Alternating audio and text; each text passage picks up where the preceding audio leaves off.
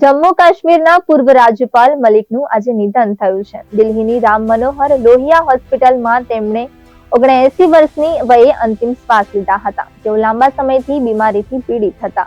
લાંબા સમયથી તેઓ કિડનીની બીમારી સામે ઝઝૂમી રહ્યા હતા. તબિયત વધુ બગડતા 11 મેના રોજ તેમને હોસ્પિટલમાં દાખલ કરાયા હતા. સત્યપાલ મલિકે ઓગસ્ટ 2018 થી ઓક્ટોબર 2019 સુધી જમ્મુ કાશ્મીરના અંતિમ રાજ્યપાલ તરીકે સેવા આપી હતી. તેમના કાર્યકાળ દરમિયાન 5 ઓગસ્ટ 2019ના રોજ અનુચ્છેદ 370 રદ કરવામાં આવી હતી. તેમજ જમ્મુ કાશ્મીરને 2 કેન્દ્ર શાસિત પ્રદેશ જમ્મુ કાશ્મીર અને લદ્દાખમાં વિભાજિત કરવામાં આવ્યું હતું. તેનો વિશેષ રાજ્યનો દરજ્જો દૂર કરાયો હતો. આ નિર્ણયની આજે 6ઠ્ઠી વર્ષગાંઠ છે અને આ દિવસે જ સત્યપાલ મલિકે અંતિમ શ્વાસ લીધા છે.